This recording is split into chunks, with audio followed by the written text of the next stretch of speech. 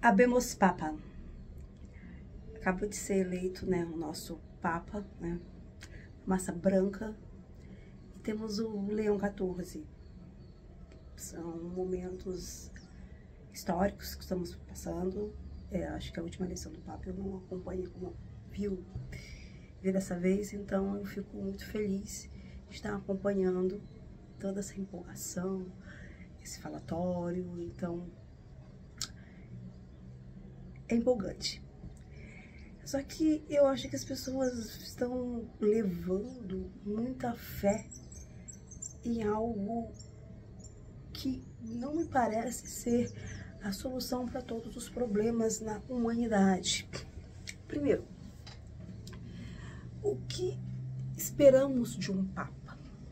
Eu estou falando dos seguidores da Igreja Católica. Eu estou falando do mundo. O que o mundo espera de um Papa?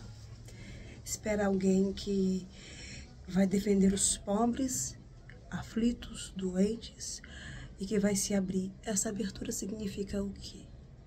Um Papa que vai talvez ordenar mulheres, talvez liberar o aborto, a eutanásia e fazer casamento gay a nível de matrimônio.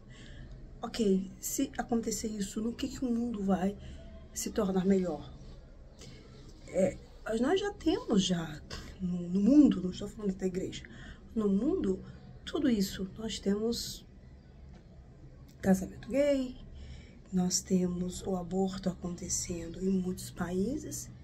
Será que com a liberação do Papa, né, da igreja, os países que ainda são contra o aborto, esses países eles vão aderir?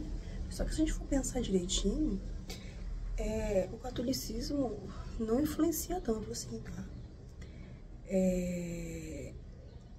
Nós temos muitos países islâmicos, nós temos países ateístas que, mesmo sendo ateístas, laico, eles têm uma moral e valores que são independentes da Igreja Católica. Por exemplo, o Brasil é o maior país católico que nós temos no mundo.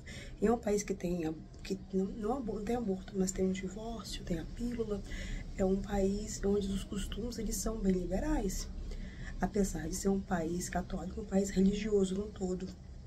Eu não vejo como que a Igreja Católica vai acabar com as guerras, vai diminuir conflitos, e como a Igreja Católica vai influenciar países que não são católicos. E mesmo países com maioria católica, mas aquele catolicismo é um tipo misticismo. O pessoal vai lá para poder conquistar algo que ela quer, mas está pouco assim, engajada nos valores, nos ensinamentos. Tá ali porque é a igrejinha que tem perto, onde ela pode socializar, onde ela vai ter um consolo para o seu sofrimento.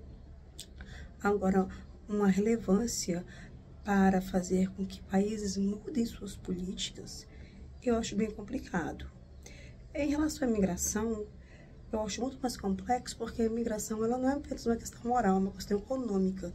E até onde a igreja pode interferir nisso, né?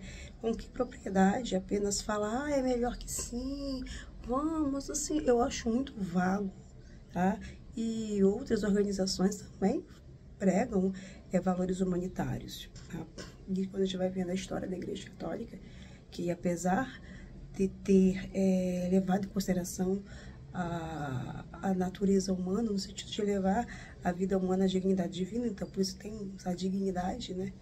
Todo ser humano tem sua dignidade, porque seria mais semelhança de Deus. Mas ao longo da história, a Igreja Católica, ela não teve sempre essa visão, porque a igreja ela acompanha o mundo, né? Hoje a igreja não é a favor da pena de morte, mas já foi e já entregou pessoas para a pena de morte. A gente sabe da história da igreja, como da Inquisição e outras questões que sabemos que são bem sanguinárias, tá? E hoje em dia a igreja é uma igreja que está bem alinhada com a ONU, tá? sendo que não está totalmente em acordo, porque ainda tem a tradição, que parece que é algo que a igreja precisa ultrapassar. Uma tradição que parece ser um problema, um empecilho, né?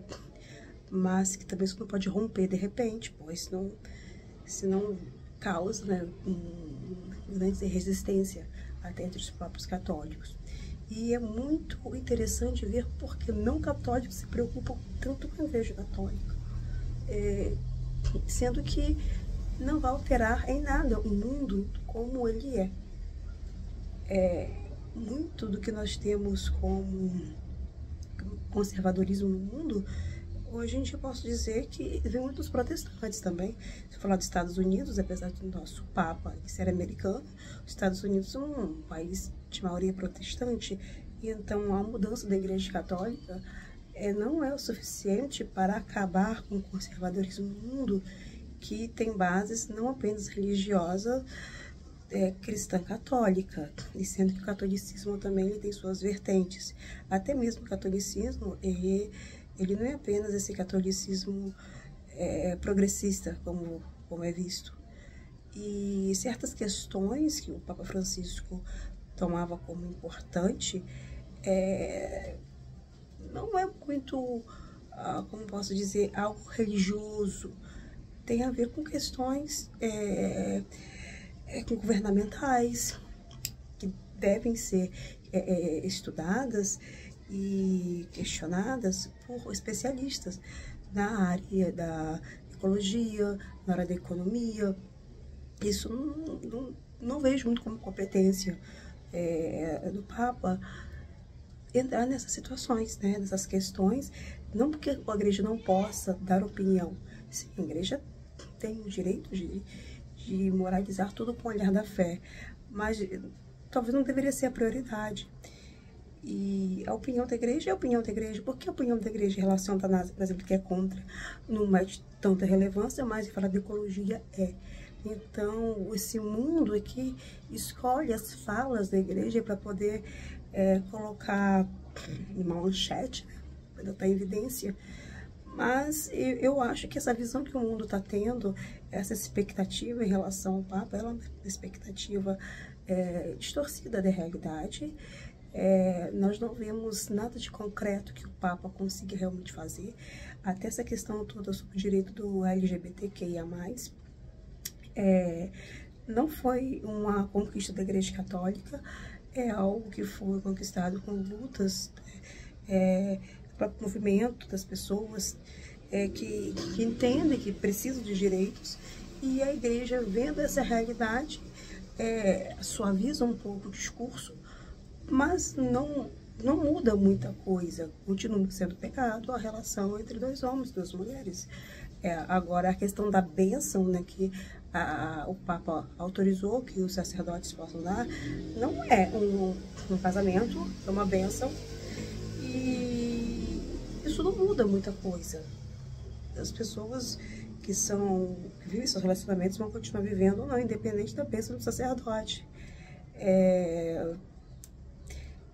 Eu não sei se as pessoas são ingênuas ou, na verdade, elas são muito inteligentes e a gente não está compreendendo realmente onde elas estão querendo chegar. Eu vou deixar essa pergunta aí com vocês. O que vocês acham?